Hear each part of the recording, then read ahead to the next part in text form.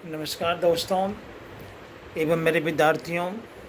आज हम आपके सामने एक ऐसे विचार लेकर उपस्थित हुए हैं जो हमारे देश की विजय की ओर हमें दर्शाती है। आज मेरा देश दुश्मनों पर अपनी धैर्य और अपनी सोच के कारण आज मेरा देश विजय होकर पूरे विश्व में यह बता दिया कि देखो भारत अपने संयम से किस तरह वीरता का परिचय देता है। मेरे दोस्तों, इस बात को याद रखिएगा, विशेषकर मेरे विद्यार्थी, हमें अधीर नहीं होनी चाहिए। अधीरता, जब व्यक्ति अधीर हो जाता है ना, तो उसके अंदर जो है ना महत्वाकांक्षा खत्म हो जाती है। वह अगला व्यक्ति से डरने लगता है। इसलिए हमें कभी भयभीत नहीं होनी चाहिए।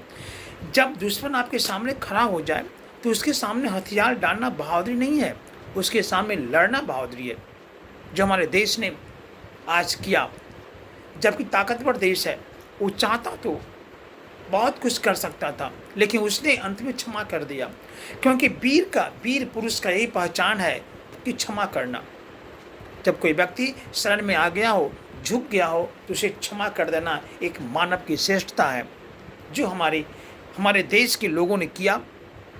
हमारे देश का नेतृत्व आज ऐसे सशक्त व्यक्ति के हाथ में है, जिसके कारण हम न झुके न रुके और अनवरत रूप से अपने लक्ष्य को प्राप्त करने के लिए हम बढ़ते चले गए।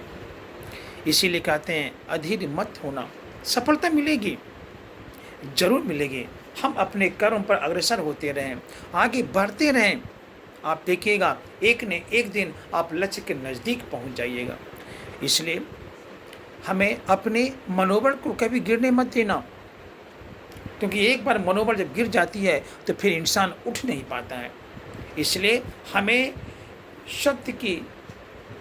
सत्य के मार्ग पर अग्रसर होकर चलते रहना चाहिए। बाधाएं तो आती रहेगी, और जितना बाधाएं से हम लड़ेंगे, मेरे अंदर की उतनी साहस और आगे बढ़ती जाएगी, और हम एक परिपक्व मानव के रूप में अपने आप को समाज के सामने, देश के सामने प्रस्तुत कर सकते हैं। इसलिए मन को शांत हो करके क्रमनिष्ठ बनिए और आगे बढ़ते जाइए। फिर तो ईश्वर है ही है, सबका सहारा तो वही देने वाले हैं, सब उन्हीं की संतान है। इससे हमें उस पर भरोसा करें और अपने कर्म करो, आगे बढ़ते जाइए। फिर देखिएगा कि आप भी एक सफल नागरिक की तरह इस परिवेश में आप भी उन्नति को प्राप्त कर सकते हैं।